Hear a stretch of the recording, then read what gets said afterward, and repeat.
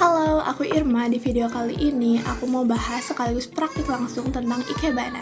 Ikebana itu adalah seni merangkai bunga tradisional dari Jepang, tapi beda sama flower arrangement ala Eropa atau Amerika yang biasanya tuh fokus ke bunga yang banyak dan penuh. Ikebana justru lebih ke sederhanaan, garis, dan makna di balik susunannya. Jadi bukan soal cantik, tapi juga soal filosofi. Nah, di ikebana ini ada konsep penting yaitu hubungan antara langit, manusia, dan bumi. Jadi setiap rangkaian itu sebenarnya punya arti, bukan asal susun aja. Sambil ngejelasin, aku juga bakal langsung bikin ikebana dari bunga yang aku punya. Ini dia. Pertama, kita kenalan dulu sama alatnya. Di sini ada yang namanya kenzan. Ini tuh semacam pemberat dari besi yang ada paku-pakunya. Fungsinya buat menancapkan batang bunga supaya posisinya tetap rapi dan sesuai dengan yang kita mau. Selanjutnya, untuk vasnya bisa dipilih yang simpel tapi tetap estetik. Yang dari pentingnya tuh, permukaan airnya tuh harus terlihat karena dalam ikebana itu, air merupakan bagian dari keindahan. Sekarang kita coba tuang air ya. Ini itu bukan cuma biar bunganya gak cepet layu, tapi juga emang bagian prinsip ikebana yang meniru bagaimana tanaman itu hidup di alam. Sambil melihat aku merangkai bunga ini, aku akan menjelaskan di mana letak keestetikaan dari teknik ikebana. Pertama, untuk segi warna, dalam ikebana tuh warna nggak dipilih secara acak. Semua warna itu dipilih dan ditempatkan dengan sengaja biar ada fokus dan kedalaman. Selanjutnya, untuk bentuk, ikebana itu identik dengan bentuk yang asimetris dan garis yang linear. Biasanya itu membentuk segitiga, tidak sama sisi yang melambangkan langit, manusia, dan bumi. Selain itu, bentuknya juga bisa beda-beda. Kalau di sini aku pakai yang tegak. Biasanya itu pakai batang yang lurus dan kaku yang melambangkan kekuatan. Lalu kalau misalnya kalian memakai yang miring, berarti itu tuh bisa pakai bunga atau rumput yang condong ke bawah atau ke samping yang akan memberikan kesan lembut dan anggun.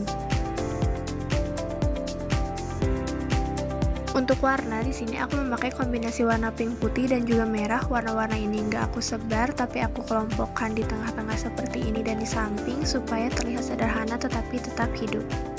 Dalam ikebana, jika dilihat secara visual atau gambar, ikebana itu punya ciri yang khas banget. Nggak penuh, nggak rame, tapi lebih ke garis-garis yang jelas. Ahli ikebana tuh dapat menciptakan ruang kosong dan komposisi yang seimbang, dan kekosongannya itu tuh yang bikin rangkaian terasa tenang dan elegan. Etika dalam ikebana itu sangat menghargai alam, jadi kita nggak asal potong atau susun, tapi benar-benar memperhatikan bentuk alami dari bunga dan rantingnya. Ada konsep yang disebut wabi-sabi, yaitu keindahan dalam kesederhanaan dan ketidaksempurnaan. Ini dia hasil ikebana buatan aku sendiri.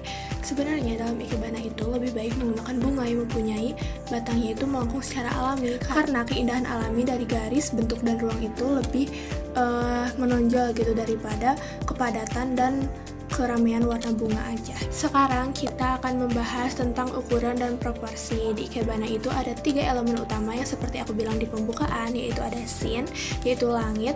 Ini tuh bagian batang yang paling tinggi, biasanya tuh 1,5 kali lebih panjang dari yang lain. Lalu ada soe atau manusia, posisinya tuh biasanya tuh ada di samping dan panjangnya tuh sekitar 2/3 atau 3/4 dari shin dari ini. Selanjutnya ada tai, atau tai itu dinamakannya bumi. Dia tuh ukurannya 2/3 dari ini, dari soe atau 3/4-nya. Di sini tuh aku pakai gaya dari Maribana yang termasuk gaya dasar ikebana. Di ikebana itu ada berbagai macam jenis aliran dan model yang digunakan. Nah, aku sendiri ini tuh menggunakan yang tadi ini aku pakai 25 cm, lalu ininya aku pakai 16 cm, dan ininya aku pakai 10 cm masing-masing jaraknya.